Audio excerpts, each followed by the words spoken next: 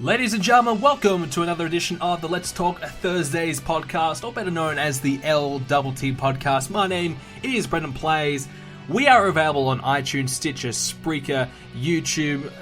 We're available everywhere, so make sure you check out the shows, download the shows, spread the word about the shows, tell a friend, and remember to leave a like on this episode. This week, the Royal Rumble's coming up. It's rapidly approaching. We're going to talk about all the things that happened on this week's SmackDown and Raw. I actually want to get into a little bit of a few personal things as well, maybe. Just a bit of a general chit-chat. We'll just kind of check in to see where I'm going in the next few months. We'll talk about that. We got a fair few questions as well from a variety of different topics. So if you want to leave a question for next week's episode, please do so by leaving a comment in the YouTube video down below, or when the Facebook page post is up. Of course, it is facebook.com/BrendanPlays. Leave a question over there. And that generally is the more popular place to leave a question, because I generally ask you nearly as I'm about to go live on the show. So any questions that you have will, obviously derive from the recent events, whereas you might, be listening in right now, on a Thursday, and the next show is a week away. So I get it, but anyways, wherever you want to leave a question, make sure you do that. And so this week's show. Now, I want to kind of start the show off with a little bit about me, what I've been up to. Now, if you're not interested in this section of the show, if some people want me to do timestamps and things like that, I'm not going to do that. Now, I've said it many times on the show before. I want you to listen to the entire show. I don't want to give you the easy option to skip everything I'm talking about and then go to the one topic you're interested in. If you want to listen to the show, listen to the whole show. I don't want to give you an easy out to go and watch 2 minutes or listen to 2 minutes and leave. I want you to listen to the whole show if you can. But I get it. Some people, a little time, strict, and they don't get a chance, which to me, I never understand it, because podcasts are the best thing to listen to when you're doing something. Whether it be your homework or an assignment, or you're playing video games, or you're going for a walk, or you're at the gym, or whatever. Podcasts, to me, are the greatest form of entertainment for that. You can pop it on and listen to something. I've talked about this before, I just cannot do anything without listening to something. I have to be either watching a TV show, listening to music, or have a podcast going. I have to be listening to something. And I've gotten worse. I've gotten worse over the last few years. I used to be able to kind of sit in silence and just kind of think and whatever. Now I'm just like, oh my God, I need to be listening to something.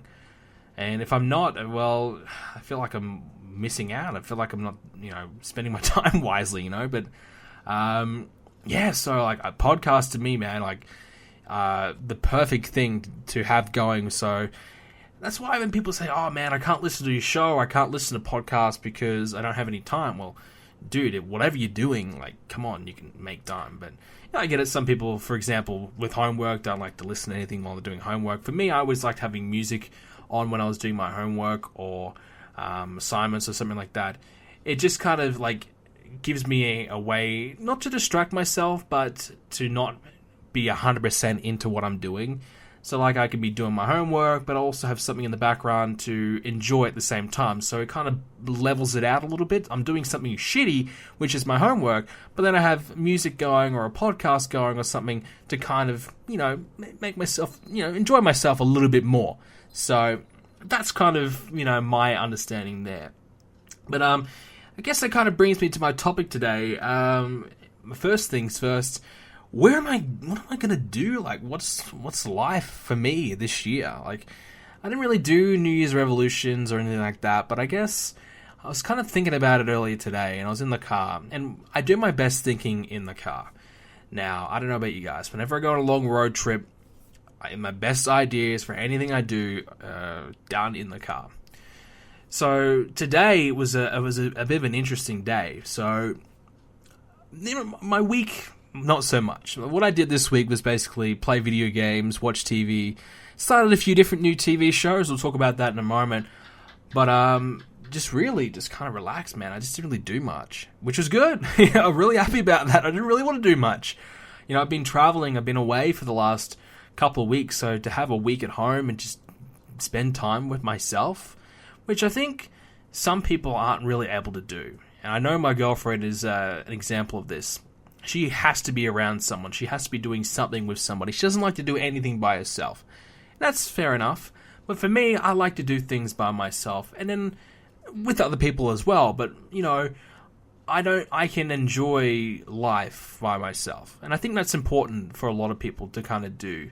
And I guess that's kind of where we're going in this podcast. Yes, you know, 21-year-old Brendan Place is going to talk about life. Yeah, whatever. But that's kind of what I'm going to do. Just my perspective.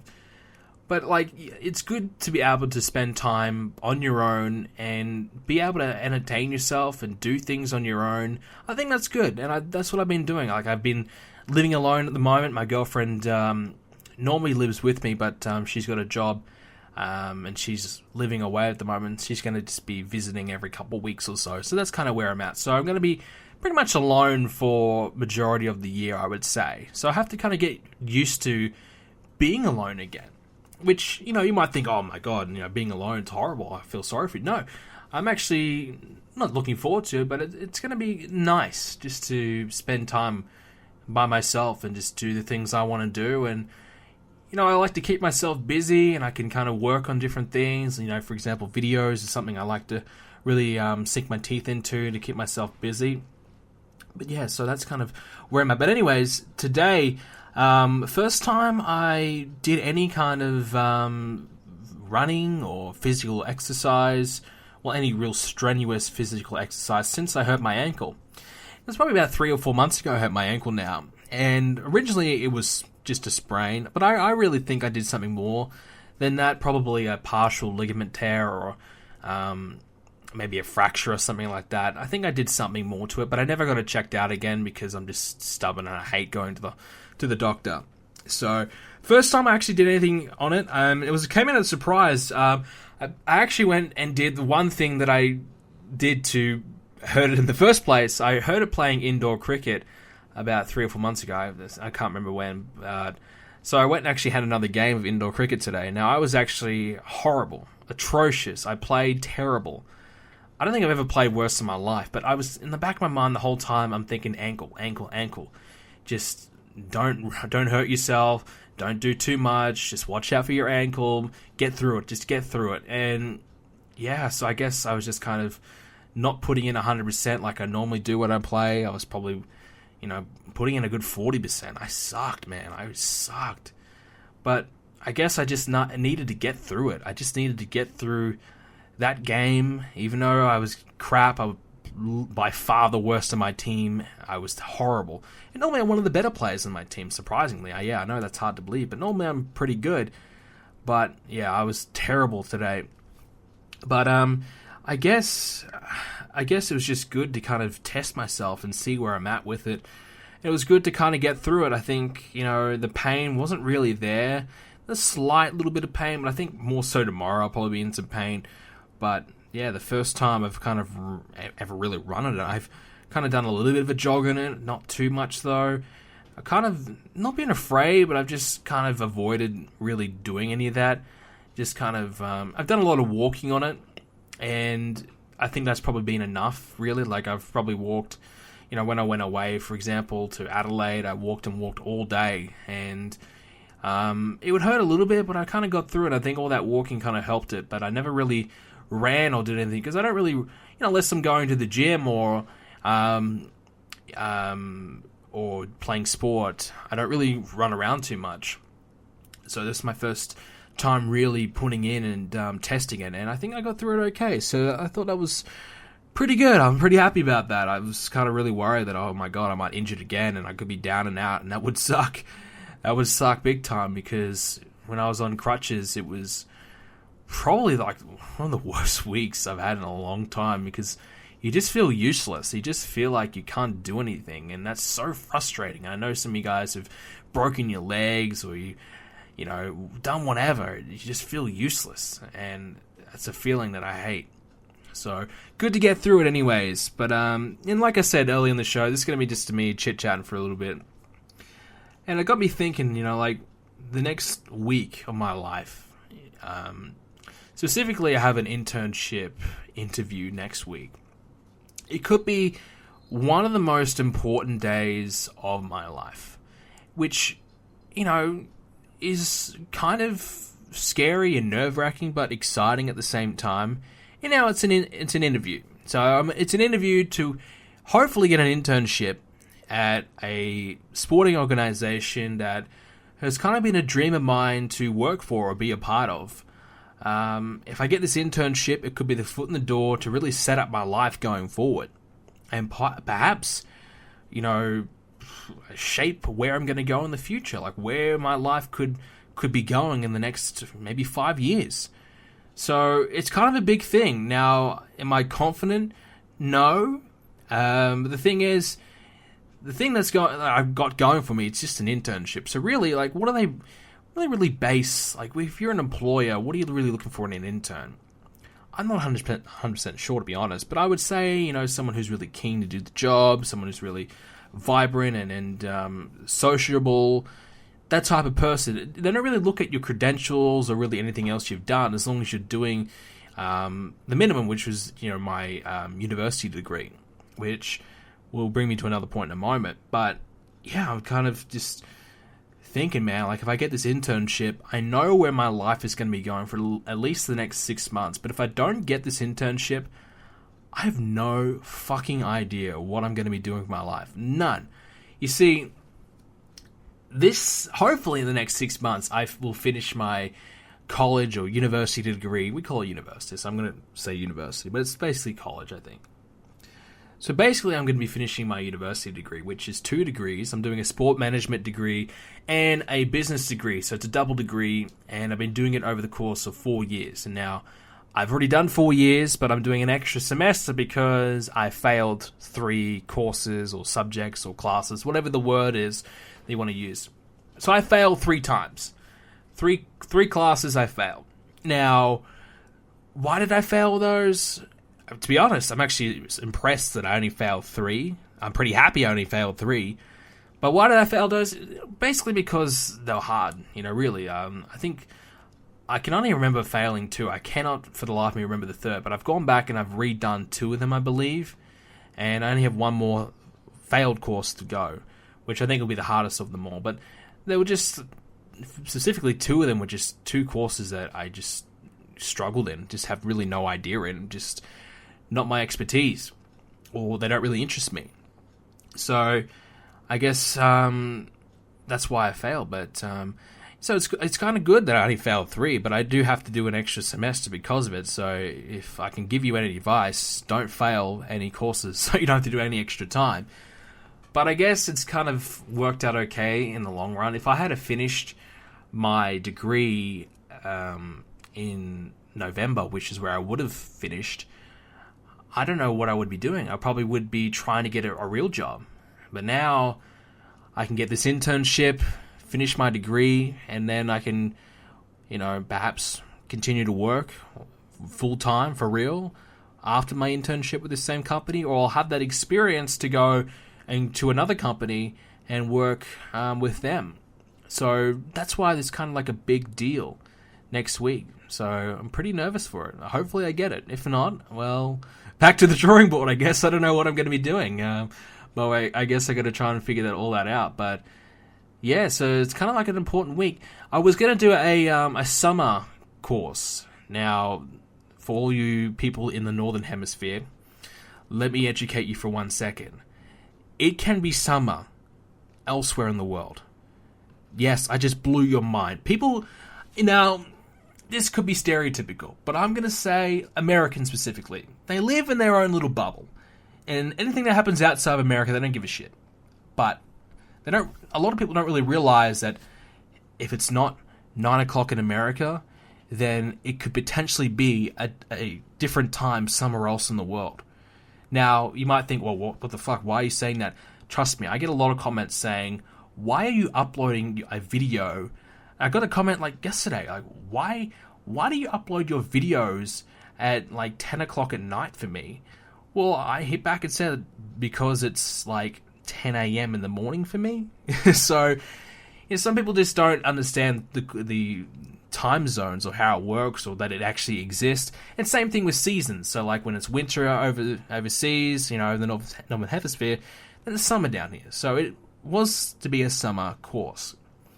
Now, I originally penciled myself to do it because I figured I only have 3 courses to do. And if I do one over summer, then I'll only have 2 to do. And it'll make my life even easier. If I get this internship too, then it's going to be even easier. But last week I decided I don't want to do it. I just cannot bring myself to go into university and do it because it feels like I only just left university last semester. Now, to be honest, I don't go to any classes, I don't go to any lectures or tutorials, I don't do any of that. I just, I'll look at it online a few days before the exam and I'll do it, I'm a bad student. I'm a bad student, but you know what? I've got through. I've got my own way of doing things. I know the way that I want to do it, and if you just let me do it, I can get it done and I can pass. And that's the main thing. I only really care about passing. I don't care about getting 100%. That's not me. It's never been me. But I only care about passing. And passing is okay. I think a lot of people kind of overstress needing to get straight A's or 100%. But passing's fine. If you're passing at school right now and you're getting C's and you just can't get that B, it's okay, dude. It's absolutely okay. I went through school and, if I had have applied myself and spent the extra time, I could get A's. I know I could. I was smart enough. I could do it. But I didn't. And I would get C's, mainly B's, without really putting any effort in at all. But did it hinder me in life? No. I found out quickly what I needed to do to get where I wanted to be in life. So I wanted to do this degree that I'm doing right now. And where I'm at, we have a system that you get rated between 1 and 25, with 1 being the best. And you have to hit a minimum number to get into a college degree. And my number was 14. I had to hit 14. I think it was 14. Could be 15. One of those two. Pretty sure it was 14. I had to hit 14 to get into my degree. And to get a 14, that's like, you got to get like a C+. You got to average C+. Like, it's easy. And I realized that. I'm like, you know what? I don't need to be getting A's. I don't need to be getting perfect scores. I don't need to do that. So as long as I'm getting above a C+ or a C+, I'm good. And I realized that. So I spent the last, number of years of my school life playing video games, kicking back, doing whatever the fuck I wanted, and, getting my C+ and moving on. Because I didn't need to do anything more. And it doesn't really matter. Like, I know this is a bit of a bad message to send, but school isn't everything. And you learn that once you get out of school, that all that time that you put into school really means nothing. And as long as you get where you want to get in life, if you want to be a doctor, you've got to get 100%. You've got to, you've got to score that 1. So you've got to be perfect. So if that's what you want to do, that's where you've got to be. That's the amount of work you've got to put in. But if you want to be like me, my degree is pretty easy, pretty common. Everyone pretty much does it. A lot of people do it. It's easy to get into. I don't really have to do much else. And I just have to, do what I got to do. So I kind of learned that quickly. Just figure out what you got to do in life and get it done and get there. Find out where you want to be and work to that goal. But you don't have to go overboard. You don't have to do too much. Like my girlfriend, for example. Now, I'm kind of shitting on her this podcast, aren't I? Hope she doesn't listen. She never does, thank goodness. But she will agree with me, and she regrets it. I think for her course, I think she needed a 14, or same as me, or 15. And she ended up, spending, as soon as she gets home from school, she'll spend 6 hours a day doing homework, studying, working her ass off to get the best possible marks she could, because that's what she wanted to do. But she didn't have to do it. And basically she had no social life during school because of it. She kind of kept herself in the house and just did, homework and study. Whereas, she regrets it now. She's thinking, well, I could have spent all those years, enjoying my life a lot more and not stressing out over school, not worrying myself if I didn't get an A+. She could have had a much better number of years, better school life, if she didn't stress as much, because she didn't need to. So I guess what I'm saying is that just find out where you want to be in life, or, find out where you want to go and just hit the goal, get there. You don't have to go overboard, because life is short and you just got to enjoy it. And if you want to be a doctor, do it. Go your hardest. But if you want to be like me and you just need like an average score to get into the course you want to do, the degree you want to do, you don't have to hit A+. You don't have to go overboard. If your parents expect it on you, well, that's on them, and they don't really get it. But you just got to get where you want to. Just got to follow the path you need to take to get where you want to be. You don't have to, go to every single stop and try and, I don't know what I'm trying to say, but you don't have to go over, you don't have to put in 100% every single time, because you'll get burnt out and you'll just not enjoy life. So that's what I've kind of tried to do in life. Just kind of try to enjoy it as much as I possibly can. Do the things I want to do. If I want to play video games, I'll play video games. But at the end of the day, as long as I get the work done, as long as I pass, as long as I get through, I'm happy. But I know other people have standards, but that's just me. And I'm kind of rambling on now, and I'm just talking shit, but I just kind of felt like talking crap today. It's not a lot really happening this week in wrestling, so I just wanted to kind of talk some shit, and that's what the podcast is for. We don't really do this enough on the show, because I don't really normally have any thoughts, but I need to kind of just talk, just kind of say what's on my mind, say what I've been up to. But I guess to wrap things up, big interview next week, and in the start of March, end of February, I'll be starting up my final semester of university, and we'll go from there. Just got to try and get a job. I got to try and get some experience. I got to try and start laying the foundation of what my life is to be, and that's a tricky situation. This is a path that I've kind of not really looked forward to doing, because what I do now is I do YouTube full time. I don't work a lot of hours. What I do is I probably spend 2-3 hours a day doing YouTube videos, to be honest. Some days more, but that's probably the minimum, at least. To make a Universe Mode video, I spend a couple hours. So now I've kind of got to go from doing that and kind of just doing my own thing, working my own hours, waking up when I feel like it, doing whatever the hell I want to do in life, to now thinking about working a real job, working a real life, going to reality. It's scary. It's scary, man. Like, it's something I've not truly looking forward to. Like, I'm looking forward to earning real money. I'm looking forward to buying my own house, having a family, doing all that things. But I feel like I'm so young, and I am. And that's my future. That's where I want to get to. So I have to kind of, like I said earlier, try and lay the foundation. How do I get there? What do I need to do to get there? And that's why I think this internship, even though I'm going to work for 6 months without getting paid, which sucks, and I feel like you should get paid. No matter what you do, if you're working, you should get paid. But I get the concept of an internship. It's not about pay, it's about learning, and it's about experience, and it's about, like I said, getting a foot in the door. And I can get my foot in the door, and I can set my life up from there. So let's hope I get it. Let's hope I get it. If not, I'll probably be disappointed.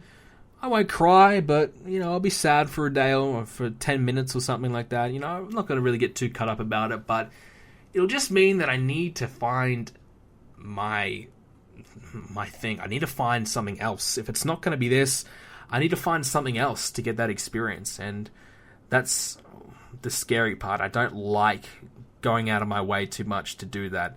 This kind of just landed in my lap, and hopefully something else lands in my lap so I can just try for that if I don't get this. But yeah, I think that's the scary part, kind of really reaching out and trying to talk to people and trying to apply and all that. That's the hard part for me. So hopefully I don't have to go and do that. But yeah, it's exciting times for my life, and I know I rambled for 25 minutes, but like I said at the start of the show, you should have skipped it. If you didn't want to listen to it, you skip the first 20 minutes, you'd be right. But wrestling, let's talk about it. Let's do it. Appreciate you guys. If you listened to the whole thing, maybe you learned something, maybe you got something out of it, maybe you didn't, but you just kind of know where I'm at right now in my life, where I'm going, and that's something I want to share. I don't really get very personal, and you guys probably don't really know me on a personal basis. You probably don't know anything about me. But I didn't really share that much. I just shared what I'm going to be doing for the next 6 months. But I thought I would just kind of mention it anyways. But alright, so let's get into some wrestling. Let's talk about Monday Night Raw. We started the show off with Mick Foley and a performance review. Why? I don't know. I feel like, am I going to bitch this week? I don't know. I feel like Raw was okay. There's a few things I liked, but the performance review, like, I don't know. Why does Mick Foley need a performance review? I mean, and the whole basis behind a performance. Let's try that again. The whole basis behind a performance review was him getting the Undertaker to show up on Raw. Now, last week they confirmed it.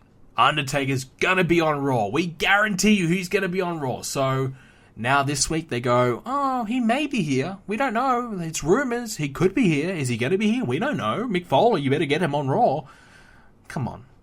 We all knew he was gonna be there. We all knew he was gonna show up. There was no way they would promise the Undertaker in a week in advance and then him not show up unless something drastic happened. But nothing came of it. He came out and whatever. I will say, Mick Foley, thank God you shaved your head. Last week you looked like a goof. This week you look good. You're the old 2001 commissioner look. It works. I like it. It's better. But still, your promos and your performances. Technically, your performances. Let's review your performance. Your performances have been pretty lackluster.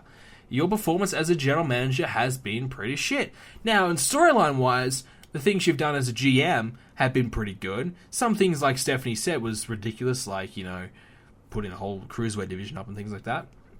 But him in terms of storyline, not a bad GM. But him in terms of me as a viewer watching, have I enjoyed his GM run? No, I haven't. I think Daniel Bryan's a perfect example of a GM. Someone who shows up every couple of shows, comes out, makes a match announcement or has a segment and kind of, reasons with his employees and comes to a conclusion. That's what a GM's got to do. It's got to make decisions. Whereas Foley and Stephanie McMahon are on every fucking second segment talking dribble. Foley has to come out and cut these passionate promos every couple of weeks, and it's ridiculous. So, performance review, they've got to review the performance of the GM and where they want to do, how they want to go about the GM role. Because SmackDown, I think, does it great. Shane McMahon, he's on the show, once a month? Like, he's barely there. And that's good. So when he is there, hey, it's Shane McMahon, that's good. That's the thing with Stephanie. She has to be on Raw every fucking week. But why? She is the boss of Mick Foley. So realistically, you employ Mick Foley to be the GM, let him do his fucking job. Instead, she's there every single week overseeing what he does. And it's like, whoa, why? Like, why don't you just let Mick Foley do what he's going to do? Instead, Stephanie McMahon's got to come in every single week and overrule him or do her own shit. Whereas you see on SmackDown, Shane McMahon just says, all right, I trust that you'll make the right decision and I'll let you do it. And if he, objects, then he'll come in and do that, but that's rare. So I think they really get the role of a GM on SmackDown really well, but on Raw, they just overuse him. And then, to be honest, the GM, when the GM's the vocal point of a show, it's a problem. They kind of do this a lot. You look at the last, I want to say probably the last 5 or so years of the GM, when, for example, John Laurinaitis, when he was GM, he had a lot of segments. AJ Lee, when she was GM, had a lot of segments. Even the stupid computer GM, what was that? The mystery GM or whatever the hell it was. I didn't really watch WWE back then, thank God. But they overdo it a lot on Raw, and SmackDown.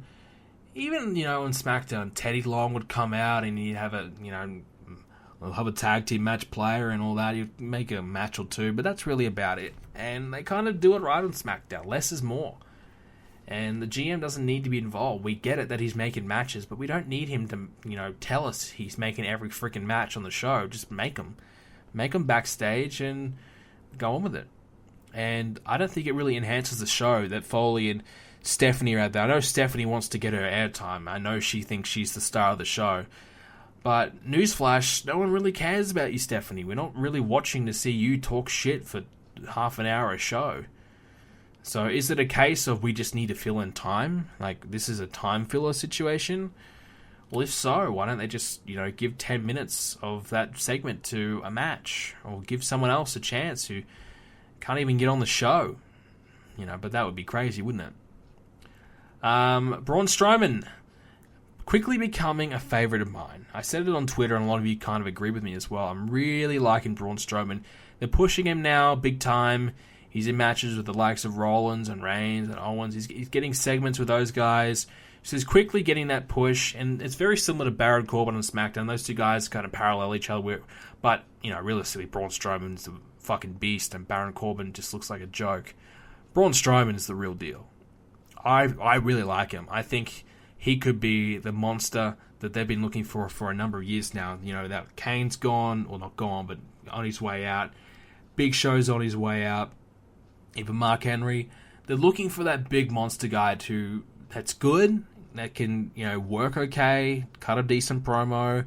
And the way they use him, the way they book him works. He's just beating the fuck out of guys. He's beating people up. He's talking for a minute on the mic. Big, deep voice. He's a scary dude. It works. The way they're using him is fantastic. Now, the way they use other people, not so much. But the way they use Braun is really good. He's a good example of a well-booked guy. And it's pretty easy, though. Like, let's be honest. Braun Strowman, a big guy. They obviously really enjoy him. Not hard to make him look good, but for some reason they find a way. They find a way to kind of ruin these guys. Look at Rusev, for example. He's not a monster dude, but he's a big dude. And he should be, beating up people. But, now he's in comedy segments with Enzo and Cass and Shawn Michaels, which I'm not going to spend much time on that. That was just bizarre. That was terrible. Awful.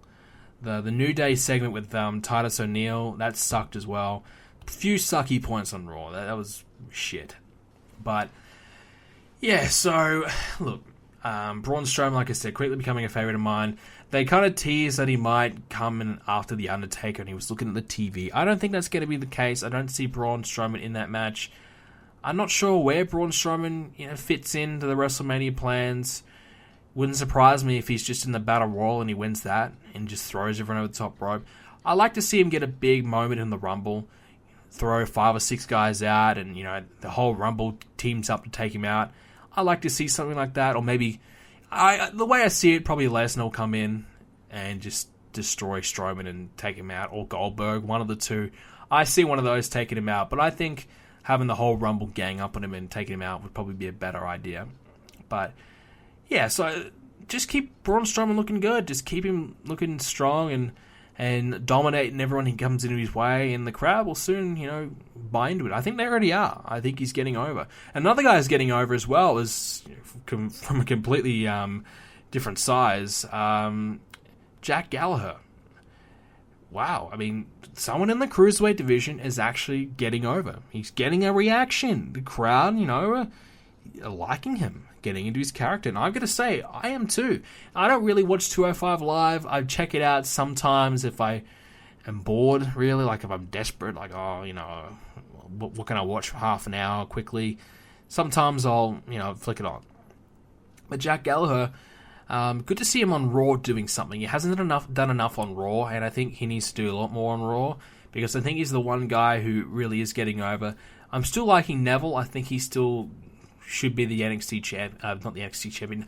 I'm thinking my show, the NXT Cruiserweight Championship, but I think Neville should be the Cruiserweight champion very soon. I think having him not in the division earlier on was a mistake, but they're trying to rectify that now. He's still doing well, and I'd keep building Jack Gallagher as the other guy on the side who perhaps could dethrone Neville. If Neville clears through all these other guys like TJ Perkins, Rich Swann, Cedric Alexander, and all these guys, maybe Jack Gallagher is the one guy that you keep on building, and he might eventually stop Neville and take the title.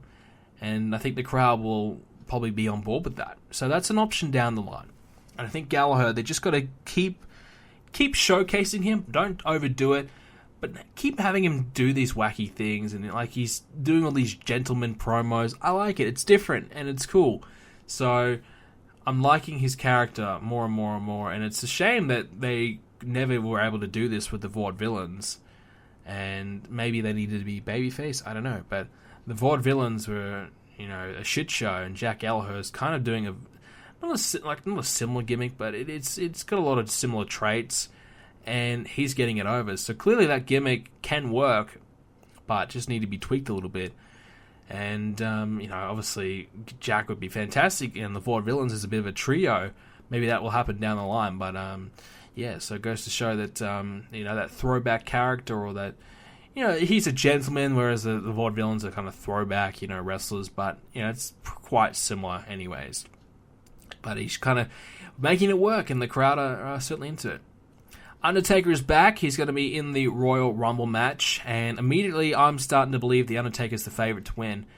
The way I see it at the moment with the Royal Rumble, it's very unpredictable. It could go a number of different ways, but the way I see it, I think without a doubt this year, one of the big four is going to win, and the big four is Lesnar, Goldberg, Undertaker, or John Cena. One of those four is going to win. I don't see anyone else winning it. I think this year will be disappointing, but it is a year that a newcomer is not going to win it. A Braun Strowman, a Dean Ambrose, or I'm trying to think of Seth Rollins, those types of guys. These new guys have been pushing over the last few years. This year, it will be a part-timer who is going to win. Cena's not really a part-timer, but I'll throw him into there anyways, because apparently he's a part-timer now. So this year, a part-timer is going to win it. And I think The Undertaker might be the favorite. Now, I don't think Goldberg... I still think they're going to do Goldberg and Lesnar at WrestleMania. I still think that's the money match. I still think they need to do that. So I would lock that in. I don't think they should do Goldberg and Lesnar at Fastlane. I know Goldberg's meant to be working a match at Fastlane. I still think Goldberg and Lesnar at WrestleMania is the right way to go. So that kind of leaves Undertaker and John Cena to me. I think John Cena, the way I see it, will probably win the championship from AJ Styles, and maybe we might see Undertaker and John Cena. But according to some rumors that the plan is not to have Cena and Undertaker at WrestleMania, so I could be very wrong, but that's where I kind of see it. I think the Undertaker might be my favorite to win it. Because I just don't see anything else any other way they're going to go. I think, without a doubt, Kevin Owens is going to lose the WWE the Universal Championship to Roman Reigns at the Royal Rumble. Roman Reigns losing the US title to Chris Jericho was a clear sign of that. It was a way to get Reigns out of the mid-card belt and now focused on the Universal Championship. And I think it's a shame, but Kevin Owens was never really meant to be a Universal Champion. He was put in, right guy, right place type of deal. Reigns was suspended and, had a lot of heat, came back, they weren't too happy with him, blah, blah, blah, blah. So Kevin Owens was a guy who could step in and did a great job. He's done very well. But I just don't see Kevin Owens in a headline match at WrestleMania. I don't think WWE sees him as that type of guy who could, be a marquee draw for WrestleMania. And I think they think Roman Reigns is that guy. I think they believe Roman Reigns, he's main event at WrestleMania before. What is it now? Twice he's done main event at WrestleMania? So I think they believe that he could be the guy, and he's more of a marquee draw and a bigger star than Kevin Owens. So the way I see it, they probably will have Reigns win the Universal Championship and head into WrestleMania as champion because, he's a bigger name in their eyes, which is debatable. I think Roman Reigns is a bigger name, but do the fans want to see that? Probably not. I think the fans want to see Kevin Owens in that spot, but I don't think this is Kevin Owens' year to get that. I think Kevin Owens will have to wait a bit more, and he needs to get bigger reactions and keep selling merchandise, keep doing what he's doing, and he'll get there. But just probably not his year, unfortunately. The other championship as well is AJ Styles. Though I personally believe it will be a tragedy. It would be terrible for AJ Styles to have such a phenomenal year, yes, pun intended, and to lose the championship to John Cena at the Royal Rumble, who's just coming back, who spent most of the year not even here, spent most of it injured and then gone. I think it would be tragic for Styles to lose the championship to Cena and miss out on that WrestleMania marquee match. I think it would be disappointing. I think AJ Styles deserves it. I think he's one of the best wrestlers right now in the company. And he's selling merchandise. He's getting good crowd reactions. He's the guy. He's carrying SmackDown on his back.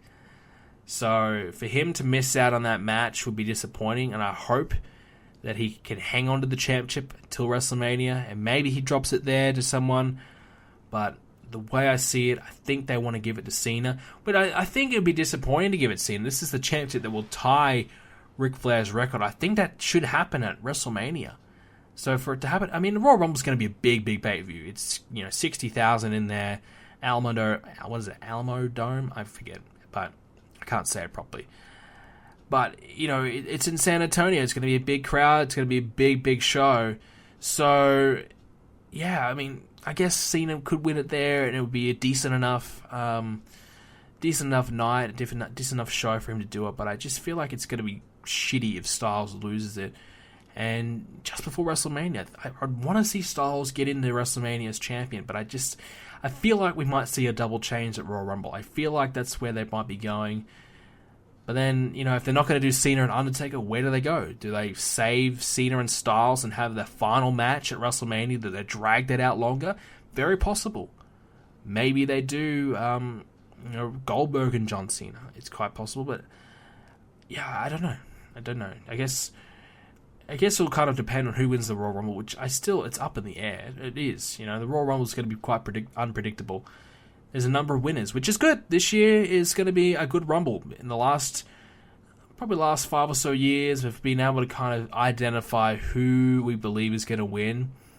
Last year, I think a lot of us felt as though Triple H was going to go in there and win it, and he did. I kind of was, alluding to it. And the year before, I think, was Roman Reigns. I think we all knew that. So, and Batista and whatever. So we've kind of been able to identify where the Rumble's going. So this year is kind of unpredictable. In my opinion, I could be very wrong. Some people might be thinking, oh man, I know who's going to win. I 100% know. It's pretty obvious. But in my opinion, I think it's pretty unpredictable. And like I said, I think it's one of those 4 guys. Cena might not even be in the Rumble, so it could be one of those 3 guys. But just because they're in a title match doesn't mean they're not going to be in the Royal Rumble. I think quite often we will see someone lose a title match, be in the Royal Rumble later in the night. It happens all the time. All the time. So if Cena loses to Styles, he might pop up in the Rumble later on. It's very possible. So don't kind of rule him out yet. But that's kind of where, I guess that's kind of where I see the Royal Rumble going, and some of the different things that happened on Raw. Just on SmackDown as well, I actually really enjoyed Nikki Bella and Natalya, their little fight they had, little brawl. I thought that was really good. They've been able to make me interested in the feud when I haven't really cared at all. But their promos, the back and forth has been okay. And now, they top it off with a decent little brawl they had. I'm kind of invested. So that's where I think SmackDown's going better. I just feel like SmackDown's building feuds better. Whereas on Raw, we're seeing the same things every week. We're seeing Reigns versus Jericho versus Kevin Owens. That combination every damn week. It's in some different way. And they just do the same things over and over. So by the time we see Kevin Owens versus Roman Reigns for the Universal title at the Royal Rumble, how many fucking times have we already seen these 2 guys have a match? Plenty. Many. I've lost count. So do we care as much when we get to the match at the Rumble? No, we don't.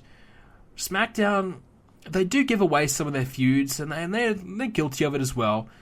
But I just feel like, for example, they were meant to have a match, but instead they had a brawl. They had a brawl, started backstage, and then, Nikki Bella had a slight little injury. Somehow she injured her leg. I don't know how she did. I think she got slammed headfirst into the door, the roller door, whatever the fuck they call it, and she hurt her leg. I don't know. I need to watch it back, but yeah. So they had a little brawl. It was good, and I just feel like SmackDown's building feuds better, just building it better, and we're not seeing the same shit over. And I know it's hard because they've got such a limited amount of guys they can use, but that's also their fault. They haven't built other guys up, but we see all the time. We don't need to see Roman Reigns and Kevin Owens every week. Why don't we see Kevin Owens versus...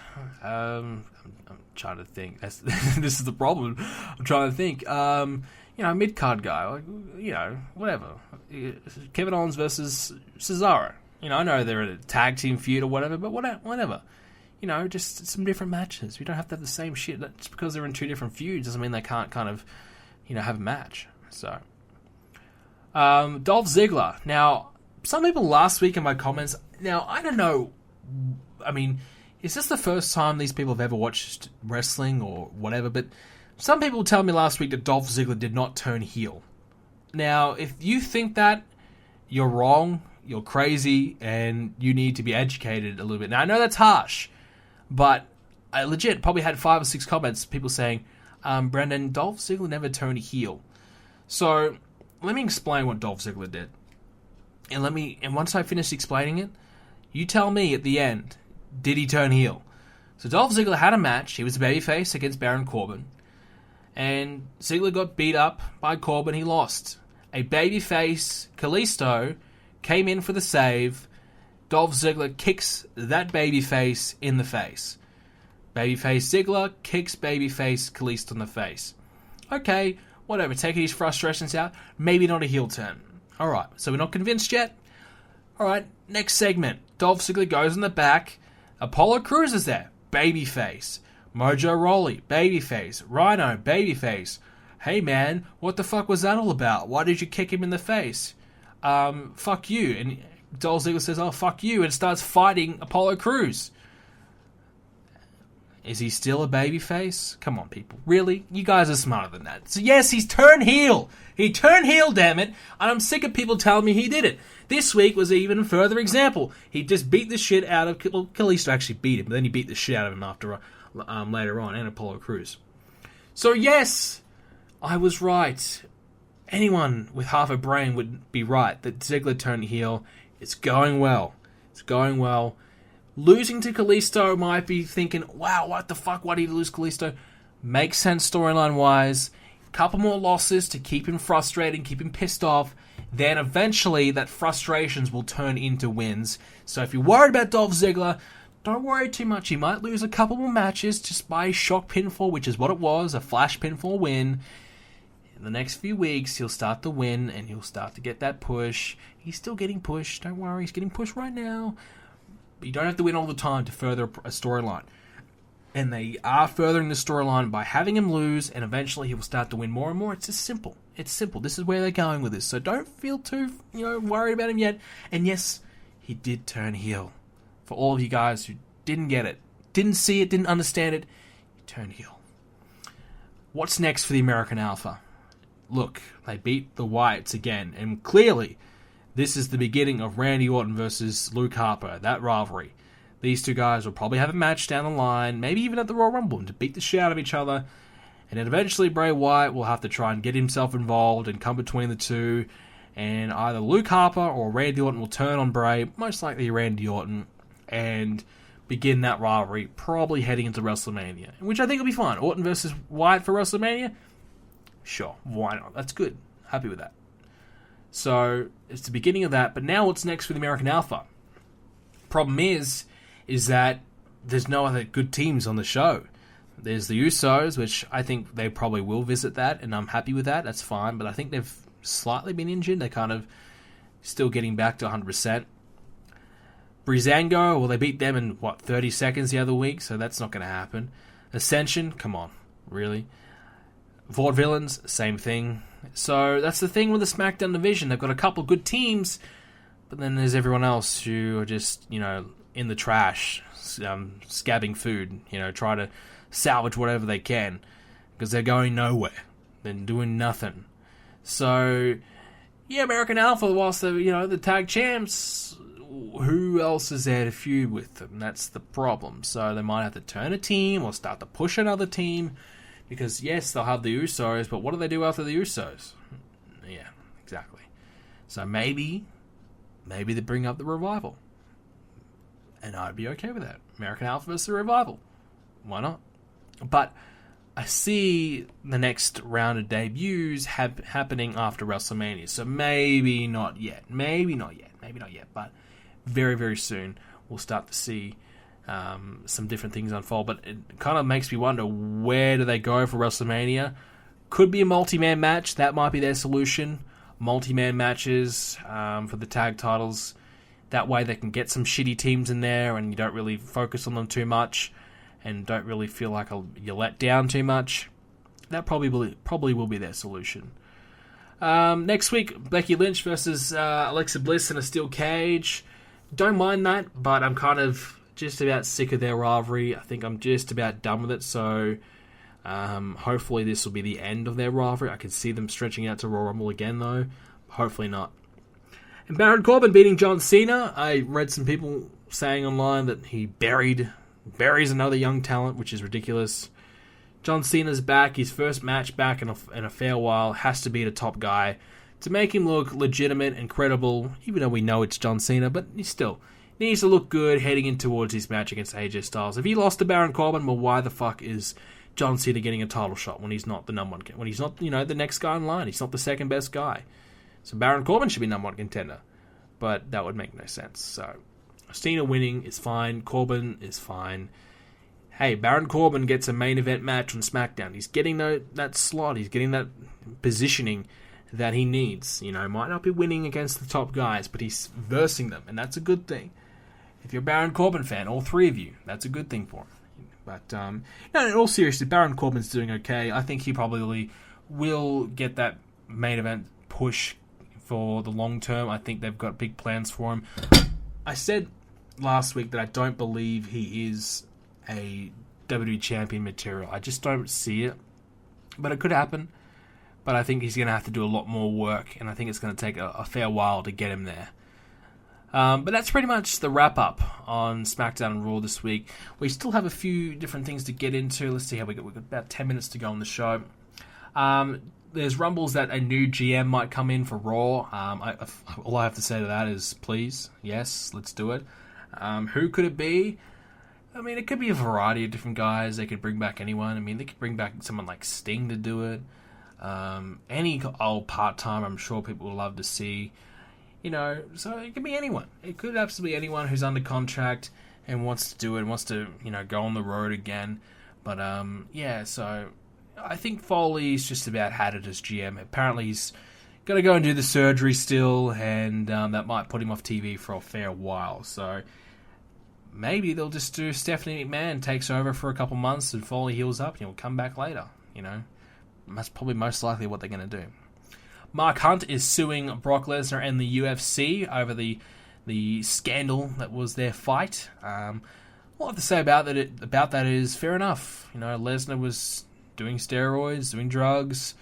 Although Mark Hunt suspected it, he knew it, he still agreed to do the fight. That's kind of the only issue I have with it. You agreed to do it. You knew you had a good suspicion that he was using, and you still agreed to do it. But yeah, I think he probably will win. I think he's got a good case. I think he probably will win, or they'll settle it out of court or do something. I think he'll get paid nice, and I probably would say that it will spell the end of his UFC career, because you don't really sue the company, your employer, and then they keep you around. I mean, let's be honest. So he probably will go to Bellator. But by the way, Bellator apparently quite interested in bringing in CM Punk as well. All I have to say is, that'll be fun. Yeah, more fights. CM Punk will lose. Kyle O'Reilly from Ring of Honor. Rumors that he'll be signing with WWE. Maybe even be a done deal right now. I haven't seen too much of his work. I haven't seen any at all. So good luck to him. Another guy coming in. Speaking of guys coming in, Chris Hero, he's back. We've seen the debut. If you haven't seen it, it was all over Twitter last week. He's back for real. And looks as though he could be coming up against Nakamura or something like that. They're teasing that down the line. So I think it's good. It's another top guy that NXT needs. I think they'll build him as a marquee name. I don't like his look. He looks like a fat Jesus. He needs to change his look. He needs to do something. That's my only concern. He's a great in-ring competitor. He's getting up there in age, so this is really his last chance. I think he's, 37? When NXT, that's not too bad. I mean, look, Bobby Roode's 39. Nakamura, 35 or 36. Austin Aries is, 37 or 38. So these guys are old. Samoa Joe, 36, 37. So these guys are up there in age. But, yeah, so this is kind of his last chance. We'll see how he goes. He could make it. I don't like the name. Cassius Ohno, such a shit name. It's still shit. Like, even 4 years later, it still sucks. I'm disappointed they didn't let him use Chris Hero. I think people wanted him to use that. I think we kind of know who he is. And for such a terrible name that Cassius Ohno is, I would have been using Chris Hero. If they're going to let Bobby Roode use his name and Aries and these other guys, why not let Cassius or Chris Hero use his own? Lots of rumblings that Kenny Omega will go to WWE. John Cena's certainly trying to push for it on Instagram. He's posting shit all about it. I haven't seen the match. I haven't seen it. Okada versus Omega. And I know I need to watch it. I've been kind of putting it off a little bit. I just haven't really got around to it. I really wanted to. I feel like I should sit down and watch it properly and give it its, a proper viewing, and I haven't been bothered to do that yet. But, I probably should do that. But him and WWE, look, I have no opinion. I really haven't seen any of his work, to be honest. He's one of the guys that I keep hearing so much about, and I watch a little bit, and I'm like, it's okay. I haven't really seen enough. And people kind of hype up Japan as such a great promotion, and it is. It's great to see Japan doing so well, but it's just not a product that I personally enjoy or personally want to watch on a week-to-week basis. It's just not for me. So I haven't really gone out of my way to watch too much of it. So if he does come to WWE, then, let's do it. I don't think he's going to go straight to the main roster. A lot of people think, oh my god, Kenny Omega is this big deal. He'll be a main eventer straight away. No. He'll go to NXT. He's not an AJ Styles. He's nowhere near that. He has not got that. Not even Bobby Roode. Not even Austin Aries or Samoa Joe. He's nowhere near that. He's probably a Chris Hero. That type of level. Which is not bad, but it's not, not a big enough star to rush him to the main roster and have to put him in. It's not like Chris Jericho's coming in from WCW. People are kind of treating it like that, but it's not true. So I don't even think he's coming in. I don't think he's going to sign. I think he'll keep doing indie stuff. I think he's going to be one of those guys that'll probably work the indies for another few years and then maybe jump over to the WWE when they've kind of done everything else they wanted to do. And finally, WrestleMania in New Orleans again. They did it at WrestleMania 30, now doing it again for 34. I'm not too thrilled about that. I think they need to keep spicing it up. Doing it in the same city they did just, 4 years ago? I think that's too soon. Far too soon, but, look, if it was a success then, I feel like it's a success now. And obviously cities bid on WrestleMania, and if they're putting in the best amount of bid, I think they made that was their best grossing event from that arena or something like that. So obviously a huge success for them, and they definitely want to try and get that back. So well done to them, they've got it. But as a viewer, to me it doesn't really bother me because I'm not going to WrestleMania. I mean, I wish I was. If they want to fly me out, and I'll go to WrestleMania, but I don't have the money or time to go to WrestleMania. But I would love to go, but like I said. So it doesn't really bother me which city is in, but I just guess, different themes, different locations. Some cities have a different buzz, different feel about it. But at the end of the day, the last probably few WrestleManias, as we've seen, it's all kind of same. A lot of people from overseas are flying in, or people from the UK or Australia and whatever. They're coming into the shows. There's not a lot of people from New Orleans probably going to the shows. It's more diehard wrestling fans from all over the globe. So it probably doesn't really matter in terms of the crowd. But I guess just the theme of the show is the only thing that's really going to change. And that's pretty much all I have there. I'm going to talk a few things about gaming this week. A couple more platinums to start the year off. I'm kind of in between games. Now, this happens to me a lot. I'm just kind of trying to play a game where I don't have to necessarily be fully into it in terms of a storyline or anything like that. I can just play it and just play that whilst I'm watching TV or watching a movie. And that's kind of where I'm looking at right now. And I've been focusing on a few games like that, but I think I need to start playing a game for real. I'm looking at Uncharted 4. I need to finish that. I played a little bit of Mafia 3, and I have a lot of other different games that I haven't even started yet that I want to. But I've been trophy hunting as much as I possibly can. I'm doing pretty good to start the year off, all as well. But I am in between games. And I'm pretty desperate when I'm finishing Far Cry Classic, 2004 Far Cry. I got the platinum on that. yesterday. So I am just playing whatever the fuck I can. So we have some questions this week. We're going to get straight into them. The first one comes from Amir Khan. Have you seen any of these shows? Stranger Things, Sherlock, or Breaking Bad? And what is your favorite TV or Netflix series? I have seen Breaking Bad. That's my favorite TV show of all time. It is a masterpiece. It's the best show. If you haven't seen it, you must watch it right now. Turn the podcast off and start Breaking Bad. I don't care. You must watch it. It's the greatest thing I've ever seen. First season is slow. Get through the first season and you'll love it from there. I hated the first season up until the last episode. The last episode of season 1 hooked me. There's only like 5 or 6 episodes in the first season, so it's okay. Stranger Things I have seen and I loved it. Stranger Things was a weird show, but it just kept me really intrigued. What was going to happen? You know, what happened to this guy? So I really recommend that show. That was really, really fun. Sherlock, no, I'm not really into that type of show.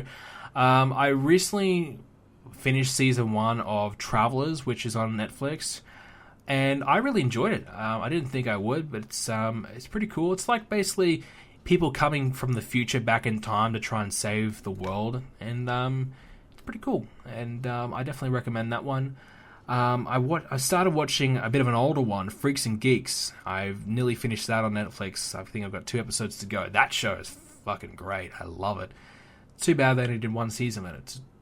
That's a tragedy. They only did 1 season of it. That sucked. So those are the few things I'm watching. And other than that, I'm trying to find the next show I want to watch. And I know Game of Thrones is so fantastic, but I'm just kind of trying to find, like I said with my gaming, I'm trying to find a show that I can watch whilst I'm doing something else. I don't want to necessarily sit down and watch a show at the moment. I'm just trying to multitask and watch a show without having to necessarily completely watch it, if you know what I mean. Like, follow every single bit of dialogue to understand what's going on. So that's why, like I said, Freaks and Geeks is a good show for me right now. And Travels as well. It's pretty good for that too. So that's where I'm at. I'm trying to figure out what the next show is for me. And I feel like I'm watching so many shows. I've started so many. But, you know, I guess there's so many good stuff to watch. TV right now is fantastic. Movies, not so much. But TV's great. Speaking of movies, I actually went back and watched the Godfather 2. So I've now watched Godfather 1 and 2 now. And I loved it. Now, the more I think about it, the more I appreciate it. You know, when I first watched them, I'm like, what's so great about it? But I definitely think Godfather 2 is better than Godfather 1. I enjoyed that one more. And I know this is like a 40-year-old movie, but I'll comment about it. I thought De Niro's performance in Godfather 2 was, his side of the story was my favorite part. That was what really kept me going. His story and, you know, the young prequel was fantastic. So if you haven't seen those movies, definitely give them a watch. I probably will watch the third one over the weekend or something like that as well. Thomas Speller, which superstars' gimmicks do you think will be helped by appearing on Total Divas, and which superstars will be hurt? I don't think anyone really necessarily benefits or, you know, gets hurt from appearing on Total Divas, but I definitely think having a few guest appearances doesn't, it'll certainly help you like that wrestler on a personal level. You know, for example, when Dean Ambrose will appear on the show or John Cena will appear on the show, you get to know them just a little bit. You get a bit of an insight of what they're all about, and you kind of, you know, make a bit more of a judgment. You get to see a little bit more of them. And that's my favorite part of the show, is being able to see that behind the scenes, and you get a bit of a look at it. I think someone who's really not benefited from Total Divas is Paige.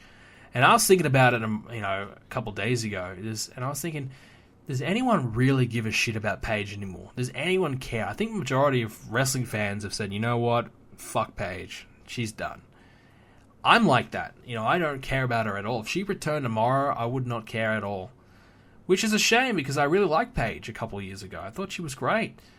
But now her personal life and, you know, all the decisions she's making, and you see it all unfold in Total Divas. It's really, really odd, and it's kind of hard to like her because of that. So I guess Total Divas can hurt you. So maybe I am wrong. Maybe someone like Paige has been hurt from being overexposed in Total Divas, and her personal life is kind of really ruining her reputation among wrestling fans. Cameron Fox, do you think Kurt Angle will be in the Royal Rumble? No, unfortunately I don't think so. I would love it, but I don't think so. If he was, they would probably announce it in advance, let's be honest. Yala, do you think that The Undertaker will have a match against Goldberg at WrestleMania 33? Very unlikely. That match would be a disaster. Two guys who need someone to help them, carry the match at this point. So no, I think Goldberg probably will only have a short match, and Undertaker probably has no interest in working with Goldberg anyway, so I don't see it. Thomas Bella, would you ever change stories in your universe mode due to fan backlash? Absolutely, yes. I do it all the time. I've started doing it a little bit more. My WrestleMania specifically, everyone kept saying to me, Brendan, your shows are too predictable. Your shows are far too predictable. We know every single result before we even see the match.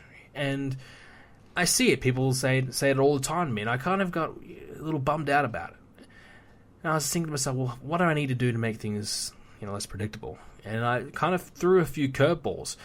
And now the backlash is like, why did you do that? That doesn't make any sense. And I'm just thinking in my mind, I did that to make it less predictable because that's what you wanted. And now I know it probably doesn't make that much sense, and I probably wouldn't normally do it, but I did it to try and, throw you off a little bit and spice things up. So, yeah, I get a lot of backlash. I get a lot of, probably a lot of hate. Every episode, someone's always complaining about something that I do. Like, for example, my recent episode, NXT. Why did you bring Kurt Angle on NXT? Why the fuck is Kurt Angle on NXT? And it's just like, do you watch the show? Do you watch the storyline? Like, do you realize what happened? They had a WrestleMania pre-show battle royal. Kurt Angle and Bobby Roode beat the shit out of each other the entire match. And Bobby Roode was upset about it. Calls out Kurt Angle. And Kurt Angle comes to NXT to answer the call out. That's why he's in NXT. That's why. So people, I don't know, do people just not get it? People don't get what I'm trying to do. Am I not conveying a message properly enough? That might be my issue. But yes, to end my rant, I do change storylines occasionally. Not a lot. I generally will just stick by my guns and do what I want to do because it's my show, and I see a particular storyline and I do what I want to do. For example, Kevin Owens, people wanted me to have him lose the championship at SummerSlam to CM Punk, and every pay-per-view after that, everyone was getting sick and tired of him winning. But I had a plan. I had an idea of where I wanted to go. And I probably actually did make him lose the championship early to Brock Lesnar. I was going to probably have him hold the championship till WrestleMania, but Brock Lesnar beat him at TLC and, cut that short. But then I kind of improvised and had a bit of a storyline idea of what I need to do instead. And I did that to kind of, cool him off a little bit because everyone was kind of getting frustrated at him and, a lot of hate because of it. So, yeah, I do listen to the fans and I get a lot of backlash and I do listen to it. And a lot of people give me some outrageous ideas, to be honest. Some people give me the worst ideas in the world. But I only listen to the good ones. And there really isn't that many, to be honest. I generally just stick by my guns or I'll make a decision if I want to change something up. Anyways, from Robert Huxtable. He's got a few questions. Do you think the Raw women's division is weak, considering that the WWE only seems to let Charlotte hold onto the championship for any length of time? Do you think WWE thinks her challenges are not ready or not good enough? That's a good question. I think it is probably weak, and I think they are building towards Charlotte losing that title to someone long term. I think they believe the chase is worth more than, the actual championship win. When Sasha won, it was such a huge moment. And then when she was champion, it was like, okay, whatever. And Charlotte is so great. I think she's leaps and bounds better than everyone else on the Raw women's division. And you could argue, hey, Sasha Banks is fucking great. Well, to be honest, Charlotte's the full package. Great in the ring, good look, she's tall, great athlete.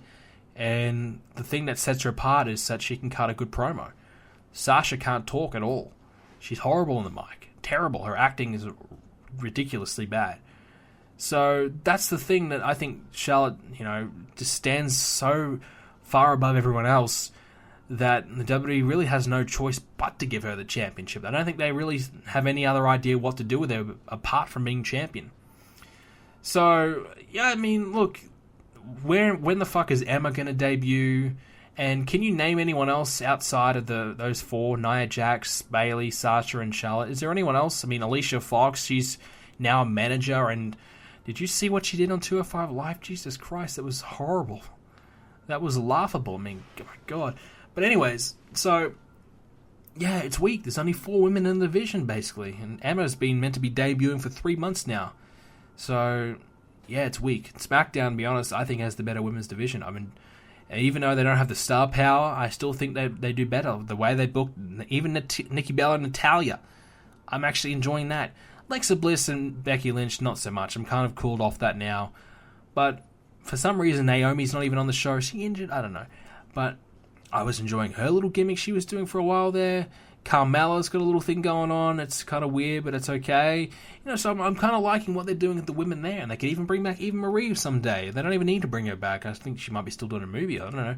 But still, there is plenty that they can do. And I think SmackDown just do a lot of things right. And Raw's really not. Alfonso Romero, where do you see tag teams where do you see the tag teams of the likes of the Ascension, Vaudevillains, etc. heading into this year? He's got a few more questions as well, but we'll start with that one. Those tag teams, like those lower-ed tag teams on SmackDown, I see them going nowhere. I think they'll just keep on being bottom barrelers. I think the Ascension might get released, to be honest with you. I think that's a big possibility. I think a few guys, like maybe Jack Swagger, could get released as well. I had a few more names picked out. I can't quite remember right now. Vaudevillains, I think, might be okay. I think they might hang on to them, but yeah, I don't see much for them at all. What new gimmick do you think Eric Rowan will have when he returns? I think they'll probably pluck him straight back into the Wyatt family. How would you book SmackDown's Money in the Bank pay-per-view? That's too far away. I cannot book a pay-per-view that's 7 months away. That's impossible. And with that will do it for this week's edition of the show. I think someone also had a Big Bash question. I didn't get that one on my notes, but someone asked me what Big Bash team I support. I support the Sydney Thunder, and I'm crossing my fingers. I'm hanging on to hope that we can make the finals. We need to win our next 2 games to have a chance. So, Thunder, come on. But anyways, thank you so much for listening to this week's edition of the podcast. It's a little bit of a different one. Half an hour spent talking personal, and then the rest of the show wrestling. So, let me know what you think. It's a different one. And I apologize if you have little to no interest at all in what I said at the beginning of the show. That's okay by me. But I hope you enjoyed the rest of the show, and if you did, make sure you leave a like on the video, subscribe to see more episodes of the podcast, whether that be a subscription on YouTube or you can subscribe on iTunes to make sure you download every single show every single week and you never miss a episode. I'm very, very tired right now. It's been a tiring day. It's been an exhausting day, so I'm ready to crash. I hope you guys enjoyed the episode, and NXT TakeOver on Universe Mode will be this Saturday, 2 p.m. Eastern Standard Time, 7 p.m. UK time, so do not miss that as well. And I hope you all have a great week, and I'll see you all next Thursday.